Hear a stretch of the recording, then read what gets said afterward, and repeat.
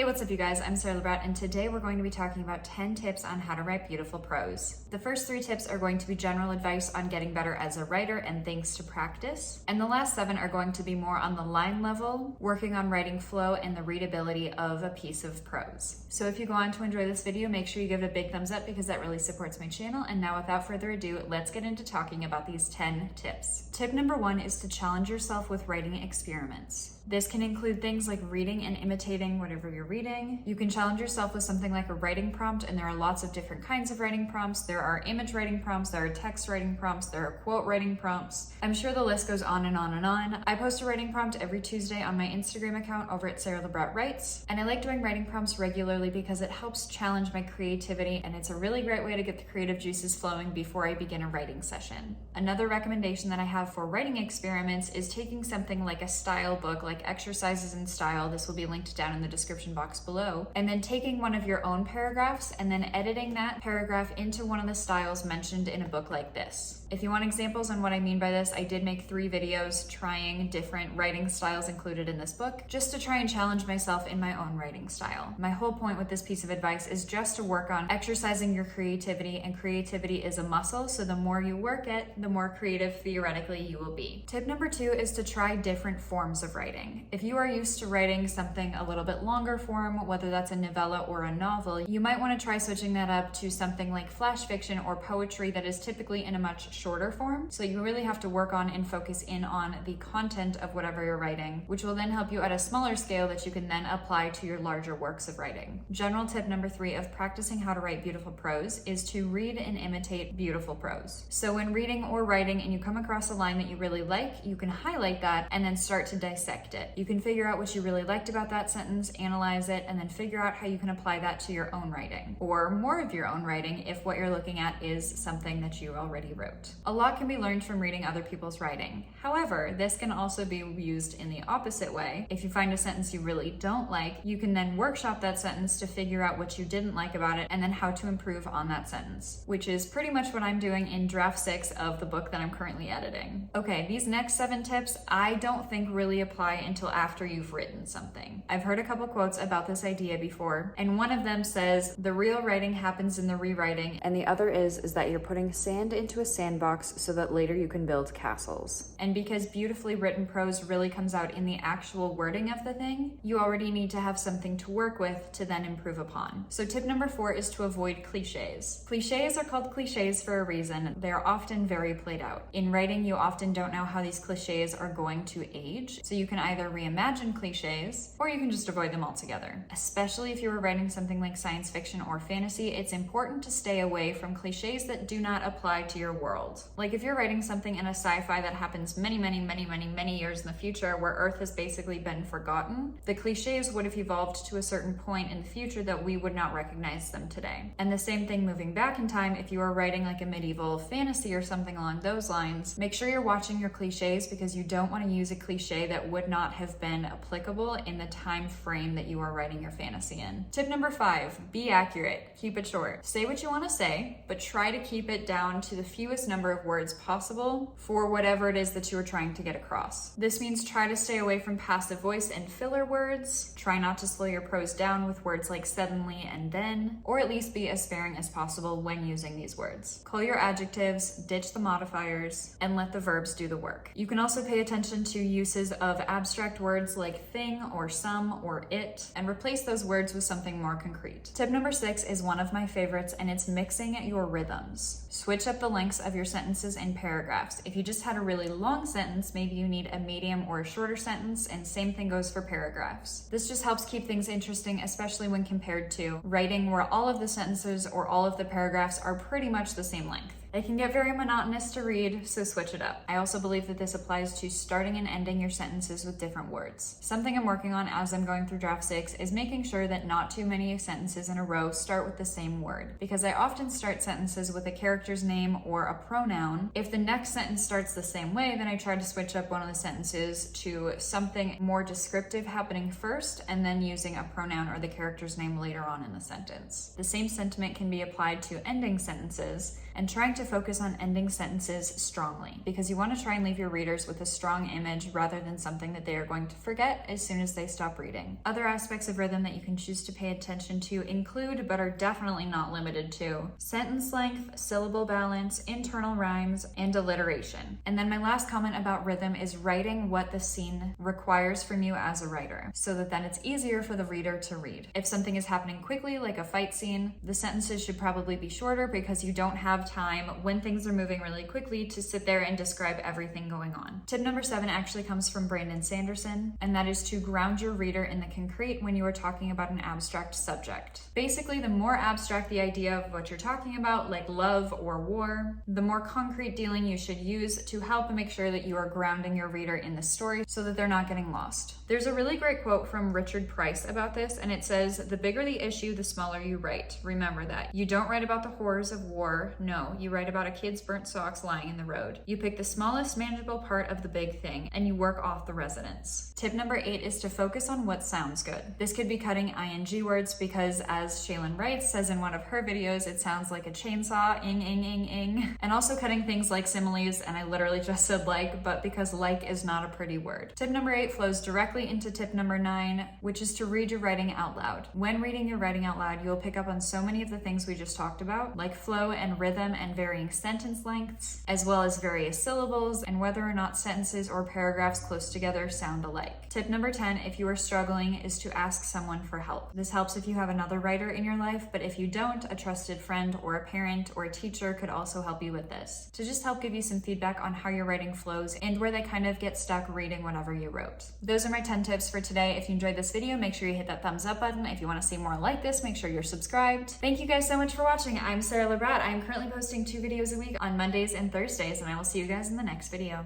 Bye.